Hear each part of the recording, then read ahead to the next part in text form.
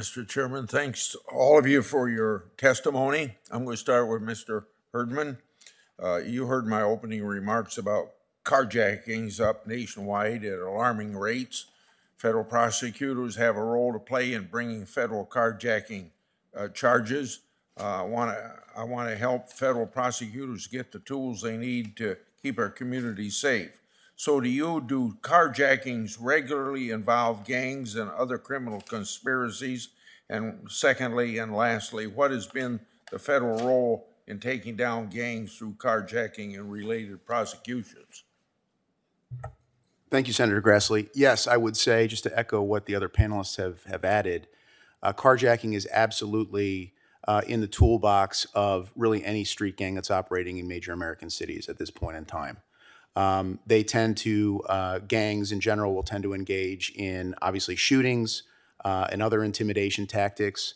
But robberies, aggravated robberies, and particularly car thefts are important because they do help to facilitate other crimes, which has been addressed by other panelists as well. So when you're looking at a criminal street gang or any other kind of violent criminal organization, it's important to identify the predicate offenses that those gangs are committing, because then that allows federal prosecutors and federal investigators to build a RICO investigation or its corollary, a VICAR investigation into a violent street gang organization.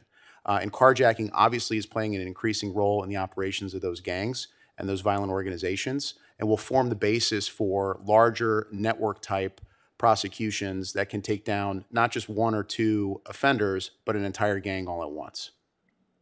For Mr. Dlaway, when a vehicle is carjacked, both law enforcement and the car's owners want to find it before it can be used for another crime or attacker can get away.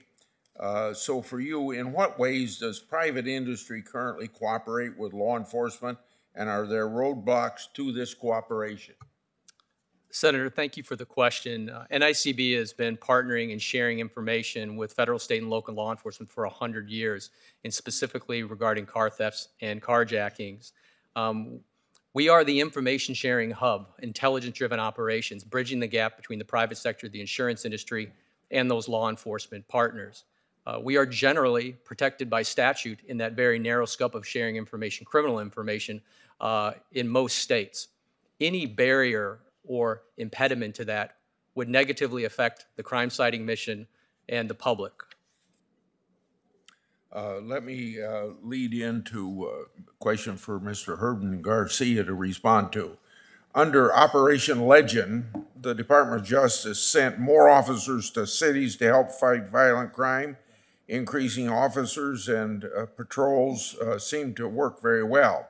When the rise in anti-crime rhetoric and defund the police efforts, law enforcement across the country have struggled to retain enough officers to do proactive policing and to go out on standard police patrols. Additionally, the Biden administration hasn't continued the initiatives like Operation Legend, even while police departments are short-staffed. Chief Garcia, can you explain to the committee how having officers physically present and on patrols in certain areas are an integral part of reducing crime in these communities? And for Mr. Herdman, how important were federal resources and the increased presence of law enforcement to the success in your city in fighting violent crime? Thank you, Senator, for the question. As I mentioned in my comments, proactive policing is integral to reduction of violent crime. Having a plan, being scoped, and putting officers in the right locations, being vigilant, addressing problem areas, individuals that are recidivists, drug houses, things of the sort, and being there in the area reduce violent crime. We have shown it to reduce violent crime. In addition to that, many things, as we've talked about, I know the concept of ghost guns comes around. Well, I'm here to say, that you don't just find ghost guns thrown around at the scene of crimes. The way ghost guns usually from patrol officers or SWAT officers or operational perspectives get found, it's by a hardworking man or woman making an investigative car stop, or an individual getting a search warrant on a home and then coming up with what that is. I'll tell you, in the city of Dallas, We would not have these reductions if not for the proactive investigative work of the men and women of the Dallas Police Department. And the perspectives are that I can't force a man or woman at 3 o'clock in the morning to make an investigative car stop in one of our most violent crime grids in the city and arrest a armed drug dealing felon. They do that because they will feel supported. They do that because procedural justice has to work inside the organization in order for it to exist outside the organization. And if officers don't feel that they're being treated fairly, if officers don't feel supported, they'll disengage from our communities when we need them to engage more now than ever. And not just from a proactive policing perspective, but from a community outreach perspective. And both those concepts aren't mutually exclusive. But again, proactive policing and having officers in the right areas, no plan will work if you don't have that.